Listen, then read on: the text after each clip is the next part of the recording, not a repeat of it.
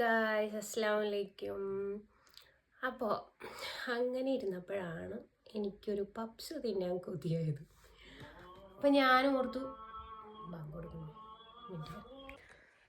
ഞാൻ ഓർത്തു എന്നാൽ പിന്നെ പപ്സ് ഉണ്ടാക്കാം. അപ്പോൾ പപ്സ് ഉണ്ടാക്കാം എന്ന് പറയുമ്പോഴത്തേക്ക് നമ്മൾ ഭയങ്കര പ്രോസസ്സാന്നൊക്കെ ഓർക്കും. പക്ഷേ എൻ്റെ ഫ്രണ്ട് നെഹ്റ എനിക്ക് റെസിപ്പി പറഞ്ഞു തന്നു, ഈസി ആയിട്ടുള്ളൊരു റെസിപ്പി. അപ്പോൾ ഞാൻ ഓർത്തു എന്നാൽ പോയി പപ്സിൻ്റെ സാധനങ്ങളൊക്കെ മേടിച്ചിട്ട് വന്നിട്ട് പപ്സ് ഉണ്ടാക്കാമെന്ന് ഓർത്തു. അപ്പോൾ നമുക്ക് പപ്സ് ഉണ്ടാക്കാം.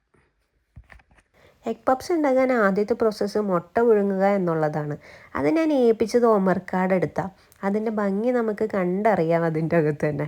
പിന്നെ ഒരാൾ മെനെടുക്കാൻ വേണ്ടി കസേരയൊക്കെ തന്നെ വലിച്ചിട്ട് പാത്രമൊക്കെ സോപ്പ് എടുത്ത് കഴുകിക്കൊണ്ട് നിൽക്കുന്നുണ്ട്. വെള്ളത്തിൽ കളിക്കാനുള്ള പരിപാടിയാണത്. നമുക്കെന്തായാലും പപ്സ് ഉണ്ടാക്കാം. പാൻ വെച്ചു, അതിലേക്ക് ഓയിൽ ഒഴിച്ചു, പിന്നെ സവാള ഇട്ടു. സവാള ഇട്ടതിന് ശേഷം കുറച്ച് സോൾട്ടും കൂടി ഇട്ടിട്ട് അത് വഴലാൻ വേണ്ടി വെയിറ്റ് ചെയ്തു. അപ്പോൾ ഇത് വഴണ്ടുകൊണ്ടിരുന്നപ്പോഴാണ് ഞാനൊരു കാര്യം ഓർത്തത്. പണ്ട് ഞങ്ങൾ കോളേജിൽ പഠിച്ചിരുന്ന സമയത്ത് ഞങ്ങളുടെ ബസ് സ്റ്റോപ്പിൻ്റെ തൊട്ടടുത്ത് തന്നെ ഞങ്ങളുടെ പൈനായി ബേക്കറി ഉണ്ടായി. അവിടെ രാവിലെ ഒരു 9 മണിയാകുമ്പോൾ നല്ല ചൂടൻ മുട്ട പപ്സ് കിട്ടും. നല്ല ടേസ്റ്റ് ആയിരുന്നു ഗൈസ്. നിങ്ങളവിടെ ആ ഏരിയയിലുണ്ടെങ്കിൽ ഒന്ന് മേടിച്ച് കഴിച്ച് നോക്കണേ. അതിന് ശേഷം ഞാൻ ഇതിലേക്ക് കുറച്ച് ജിഞ്ചറും ഗാർലിക്കും ചതച്ചതിട്ടു. പിന്നെ കുറച്ച് മഞ്ഞൾപ്പൊടി, മുളക് പൊടി ഇട്ടു. പിന്നെ അത് വീണ്ടും വെള്ളാനായിട്ട് വെയിറ്റ് ചെയ്തുകൊണ്ടിരിക്കുക കേട്ടോ. പിന്നെ ഇതിന് ഫ്ലേവർ കിട്ടാൻ ഞാൻ കുറച്ച് ചിക്കൻ മസാലയും കൂടി അതിലേക്ക് ആഡ് ചെയ്തു. അതിനുശേഷം ഞാൻ കുറച്ച് ഗ്രീൻ പീസ് വേവിച്ച് വെച്ചിരുന്നു. അത് ഞാൻ വെറുതെ ഒരു ഭംഗിക്ക് വേണ്ടിയിട്ട് ആഡ് ചെയ്തതാണ് കേട്ടോ.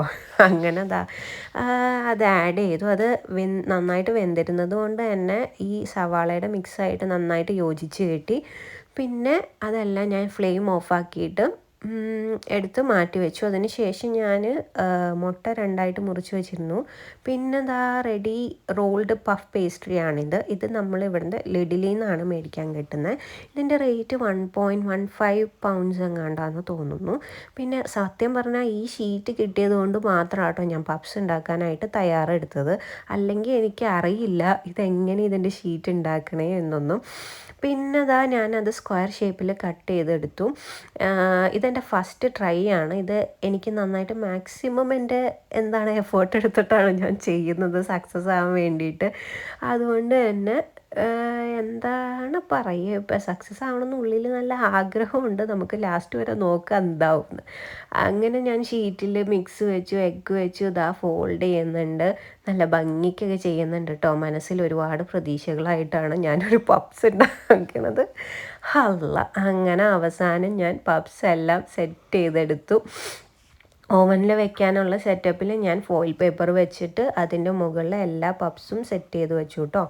സെറ്റ് ചെയ്ത് വെച്ചതിന് ശേഷം ഓവൻ ഒന്ന് പ്രീ ഹീറ്റ് ചെയ്തു. ഈ ഓവൻ്റെ സെറ്റപ്പ് ഒന്നും എനിക്കറിയില്ല. ഒമർക്കാട് തേപ്പിച്ചു. ഒമർക്ക് അത് പ്രീ ഹീറ്റ് ചെയ്ത് തന്നു. അതിന് ശേഷം ഞാൻ ബിസ്മിയും പറഞ്ഞു ഓവനിലേക്ക് അങ്ങ് പപ്സ് എടുത്ത് വെച്ചു.